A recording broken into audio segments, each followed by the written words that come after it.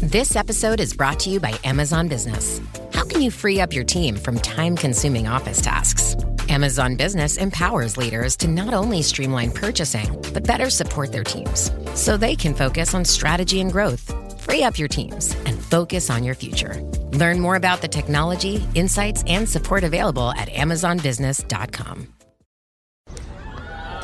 With the Venmo debit card, you can turn the mini golf outing your coworkers paid you back for into a trip to Miami with your best friend, earning you up to 5% cash back. Use Venmo to pay for the things you love to do. Visit venmo.me/debit to learn more. The Venmo MasterCard is issued by the Bancorp Bank N.A. pursuant to license by MasterCard International Incorporated. Terms apply. Cashback terms apply. This is Optimal Work Daily. How to Develop Mastery, Make Millions, and Be Happy. Part 1 by Benjamin Hardy of benjaminhardy.com. Idea number 1. You don't have a pre-existing passion, nor should you want one. Idea number 2. Becoming really good at something and generously using your skills to help the right people is how you quickly succeed. In the book, So Good They Can't Ignore You, Cal Newport dispels the myth of what he calls the passion hypothesis.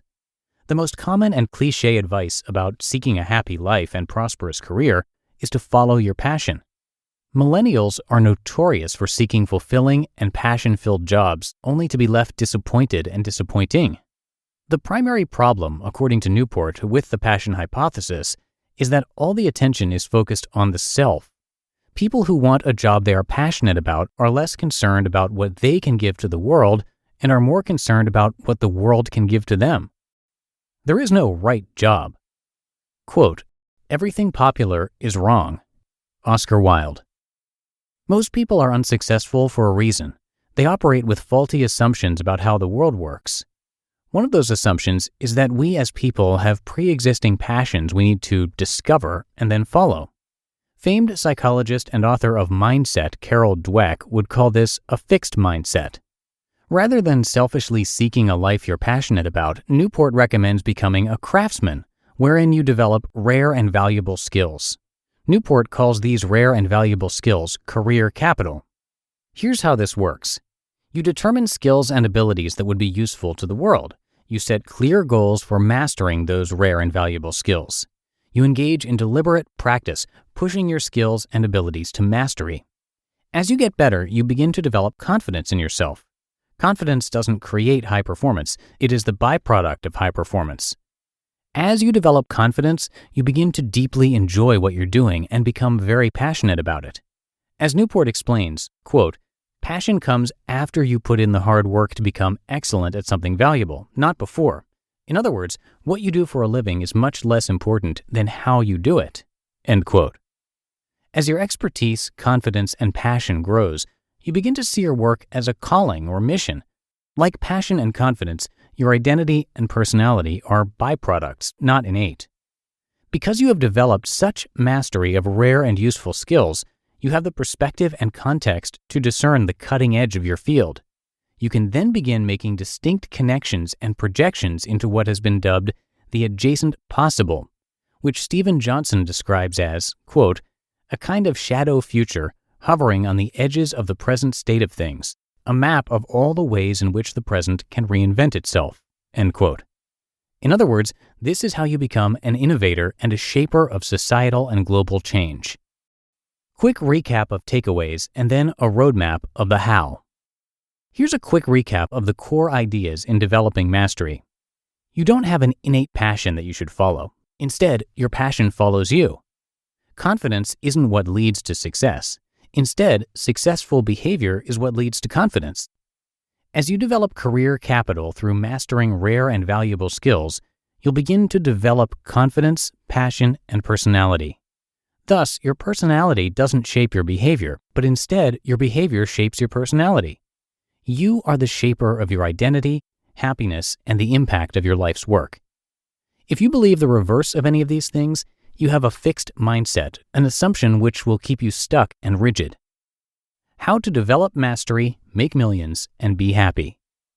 Quote, "If you want to love what you do, abandon the passion mindset. What can the world offer me? and instead adopt the craftsman mindset. What can I offer the world? Cal Newport. This final section briefly sketches the how-to in developing mastery, making millions, and being happy. All three of these things are byproducts of making congruent, aligned, and consistent choices. Develop mastery.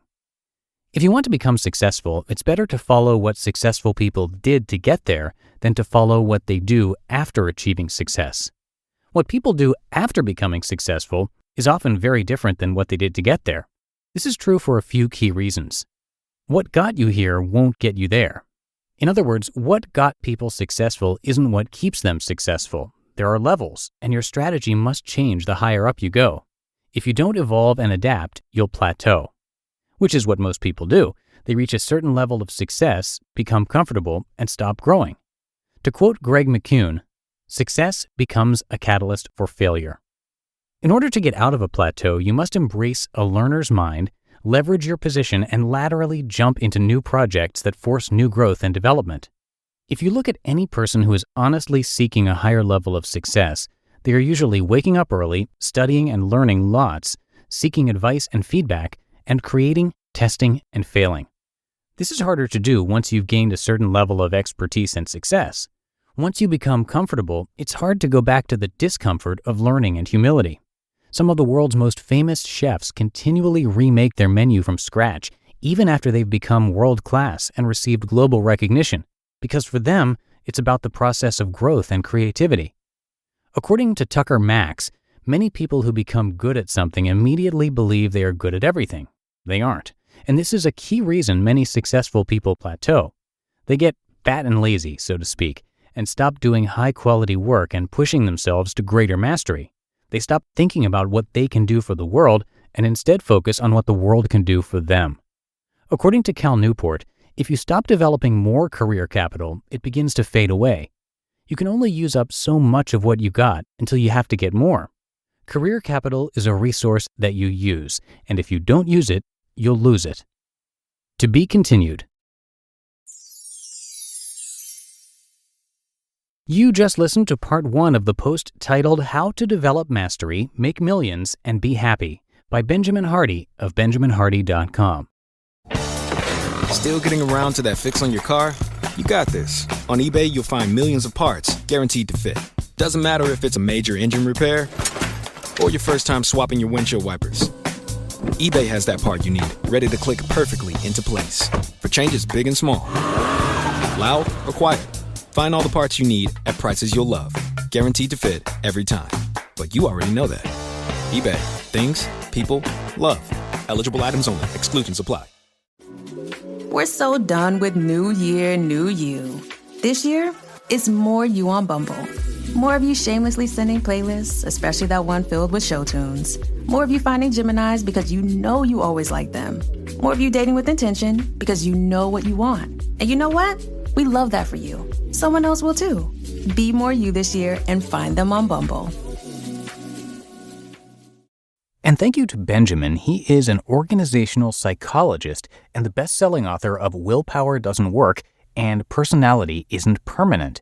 His blogs have been read by over 100 million people and are featured on Harvard Business Review, New York Times, Forbes, Fortune, CNBC, and many others. He's also a regular contributor to both Inc. and Psychology Today, and from 2015 to 2018, he was the #1 writer in the world on Medium.com. Benjamin and his wife Lauren adopted 3 children through the foster system in February of 2018, and 1 month later, Lauren became pregnant with twins who were born in December of 2018, and the family lives in Orlando. Come by benjaminhardy.com for much more, and thank you again to Benjamin for letting us share his work. But that should do it for today. Have a great weekend if you're listening in real time, and thanks so much for being a subscriber to our show. Have a great rest of your day, and I'll see you back here tomorrow, where we'll finish up this post and where your optimal life awaits.